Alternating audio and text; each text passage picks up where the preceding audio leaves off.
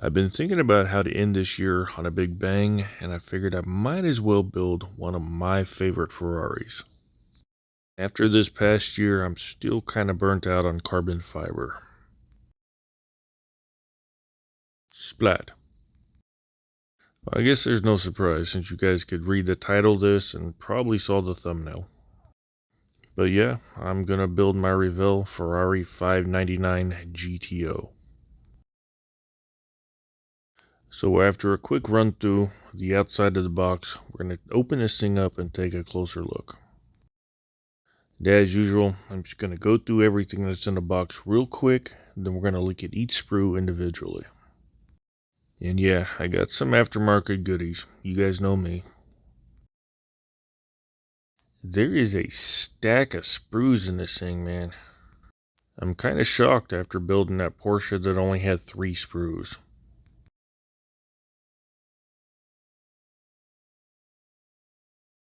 So starting off with the body.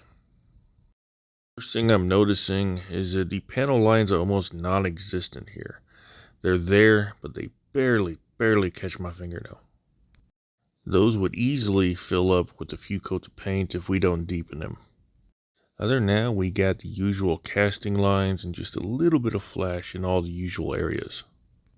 I kind of like how the bumpers and the side skirts are already molded in. That usually means there will be no fitment issues later on down the road. In fact, the only separate pieces are the buttresses that go over the rear C-pillars here. Now, I have heard some horror stories about them not fitting, but I truly think that is people just loading them holes up full of paint. At least I hope that's what it is. But yeah, we got a nice clean, straight body here. All the vents, all the openings are molded open so that we can get in there and put in our photo etch. It's going to look real good at the end here. Now, starting off with the sprues. First thing you're going to see is this big old hood right here. Below that, we have the buttresses we just talked about. We got the front splitter, the front grille, and right above that, we have the entire headliner assembly. If we look real close here, let me zoom in. Yeah, this has mesh molded into it. Can't wait to throw all that away and use some photo etch. And on the bottom of the hood, we have some gnarly sink marks. Now, generally, those are shallow, so I ignore them, but I don't think we're going to be able to get away with it on that hood. On the next sprue, we have some interior bits, starting with our main interior tub. I do not like how the luggage belts are molded in. Down there, we have more interior bits. It looks like we got the air conditioning controls and the radio. We have the cowl for the gauge cluster. Over here, this big old thing, that's a rear diffuser. Now, I do not think that thing is carbon fiber. I'll have to check my reference photos. Next to that, we have our door panels, all one piece, of course, which means masking. You know, fun. And finally, we have the fronts of the seats. Luckily, these are 2 pieces, because they are all painted different colors. It's going to make it that much easier. Thank you, Revell. Next up here, we have some more interior pieces. We have the seat backs. We have a handbrake. We got a handbar for the passenger. We got the 2 pieces for the steering column. And across from that, we got the side view mirrors, some more molded mesh, the steering wheel. I'm thinking these are going to be the pieces for the hood hinge. And lastly on this sprue, we have our brakes. The 599 GTO, it had these shrouds that go over the rotors. I wish these were not molded in because that is a lot of masking and it's going to take some work to make that look good. And I just now noticed that the marking for the sprues, that's molded open. That's kind of cool. I've never seen that before. Not a lot to this sprue. This is the main chassis, or just the bottom plate of it. We have some of the exhaust, steering linkage, cross member sorts, and then we have both of our windshield wiper blades. And there is not a lot of detail on those things.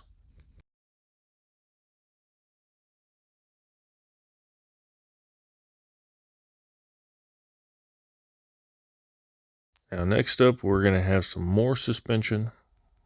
We're going to have the wheel wells for all four corners. And I thought this was a gas tank, but as we find out later, it's part of the radiator. Yeah, weird, I know. But right above that, we have our front rear shocks, some suspension pieces. Right above that, we have the rear view mirror, and of course the wheel backs. Also, we're going to have the valley pan for the engine. Next to that, we're going to have the spindles for all four corners, the control arms, and of course the radiator and the fans. Not sure what that is. And finally, we have the Euro style license plate.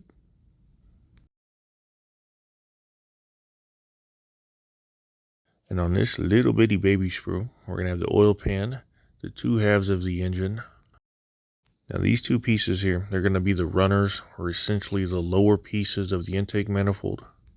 Below that, we have the front of the engine and then the dashboard, which is also all molded in one piece. Yay! Masking. Fun. Joy. All of the happy time emotions. I'm not sure if that's a bee or a whale tail sticking out of the ocean. Not a lot on this sprue either. We got the rear transaxle. That is the diff with the transmission all built in. We got the valve covers, the upper intake. We have the rear plate for the transaxle, and then the exhaust. Headers. And I think there's a piece missing there. That empty void there kind of has me worried, because I did not have any loose pieces kicking around in the box or in the bags. Moving on to the chrome sprues. These wheels, honestly, they're not that bad. The spokes are thin, they're convincing. The only problem is this toy-like chrome that Revell just loves to do.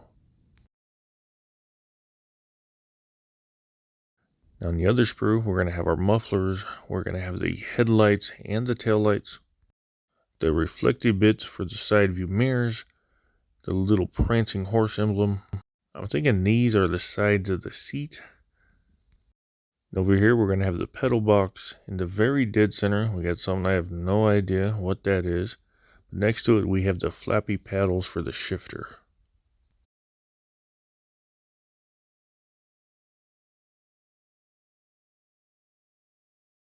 Let's have a look at the tires now. Right off the bat, we can see that they are noticeably staggered. One thing that Revell has never got right is the aspect ratio of the tires, basically how tall they are. If one goes to look at this car, you can see that they actually have a pretty tall tire. So Revell, maybe by accident, got this one right. Aside from that though, it's your standard rubber affair. There's no mohawk down the middle. Nice clean casting. Now usually I leave the clear parts in the bag just to keep them protected, but this one is open already. Or so I thought. It is just a piece of the bag folded over. This seam could be open though. Maybe. Let's cut this tape and find out.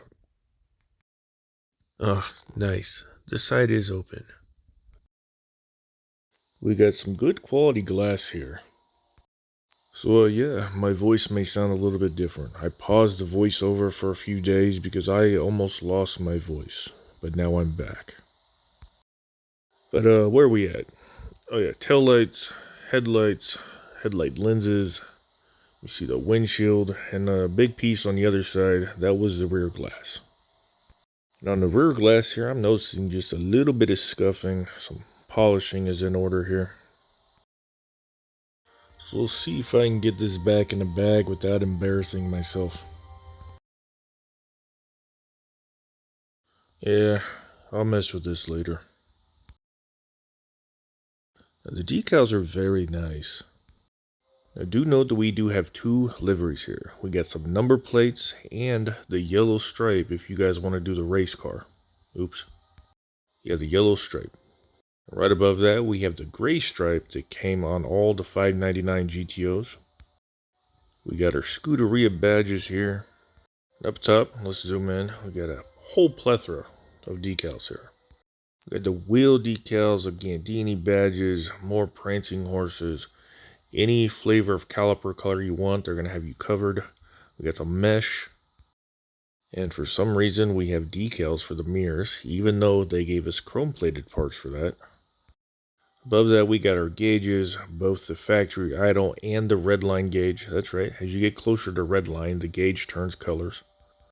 There's a whole lot of just little decals on that. I can't go over it all here. There's just not enough time. This video is already kind of long. Finally, we make our way to the instructions. So a little bit about the car if you guys want to read this. It's funny, it says it should do 200 mile an hour. This thing was basically a front engine Enzo. It did over 200 mile an hour, and it had no problem doing it. Back to the instructions though, we got a full paint call out from Revell. It just says steel, red, things like that.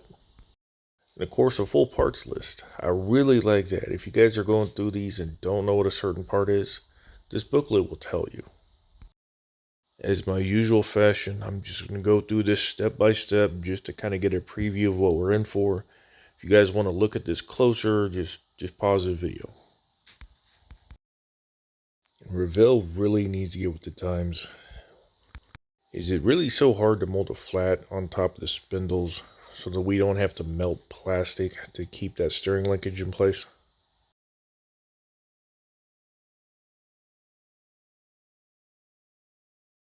And that is a black and white photo of the actual intake for reference. I'm kind of impressed so far. And again, Revell needs to get with the times. That two-piece wheel with the rotor sandwiched between them is... What year is this? 2022? That makes him about 40 years behind the curve.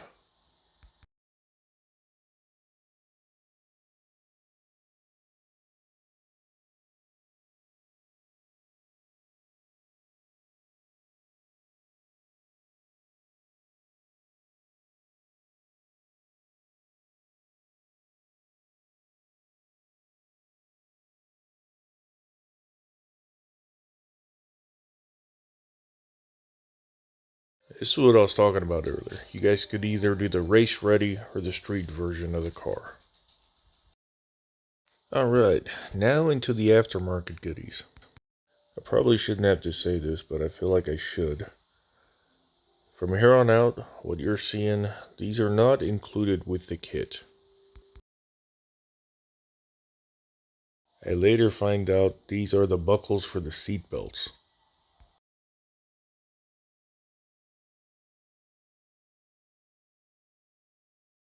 First off, we got some seatbelt material, which is kind of stuck to this fret for some reason.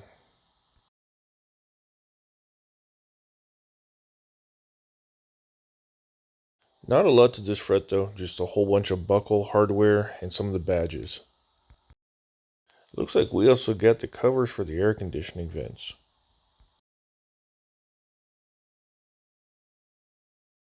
Not a lot to this one either, just a bunch of mesh to replace all that molded in plastic on the car. We also got new shrouds or dust covers for those brakes. We also got some new luggage straps. If you remember when I did the interior tub, I made a comment about how that was all molded in. Now we could just replace it. On this last fret here, we have new floorboards.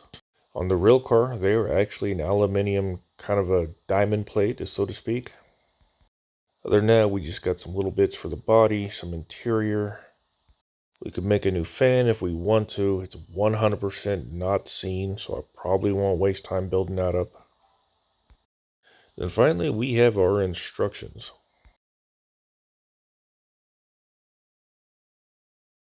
Just like last time, we're going to go through this real slow, so we'll see kind of what we're in for here.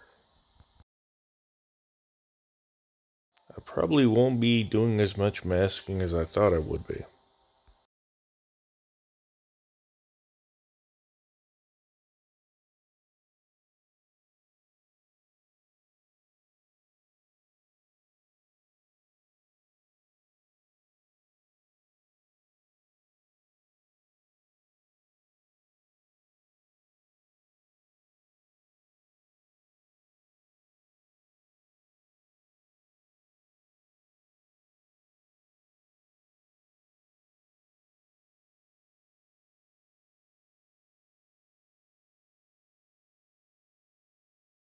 And finally, we have these wheels. These are from Geronimo Works. He specializes in just wheels and tires. Now, I've ordered a lot of 3D printed resin in my time, and I gotta say, these are probably some of the best wheels I've ever used. Well, I haven't used them yet, but you know what I'm trying to say here. In that little bag you just saw me set aside, it had some valve stem caps and some decals for the center caps. We got some nice Michelin Pilot Sport tires here. Either I ordered the wrong wheels or I ordered from the wrong guy completely and I got him mistaken with another person. I could have sworn that the part with the spokes would slide in and out of the barrel so one could adjust all their back spacing. Nope, those just slot in one way. Now the cool thing about these is they also come with these hubs. In the hubs, they have lugs on them. So just for that extra bit of added realism here, we could have lugs and lug nuts on these.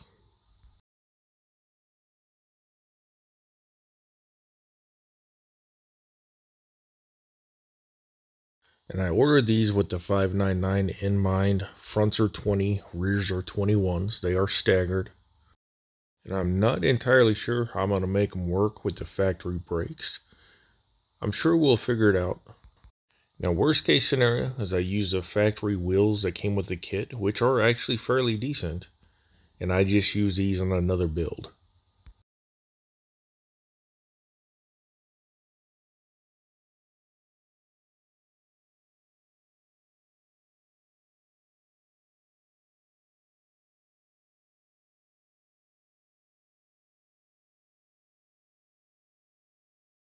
And again, I bought these from Geronimo Works. You could find them on both Facebook and Instagram. And probably other social medias, but those are the only two that I use. That is it though, guys. So if you made it this far, thank you so much for watching. So let me know what you guys think. And if any of you have actually built one of these, is there anything I need to watch out for? Let me know, please. You guys will see me again in a few days because I have already started the bodywork and the paint.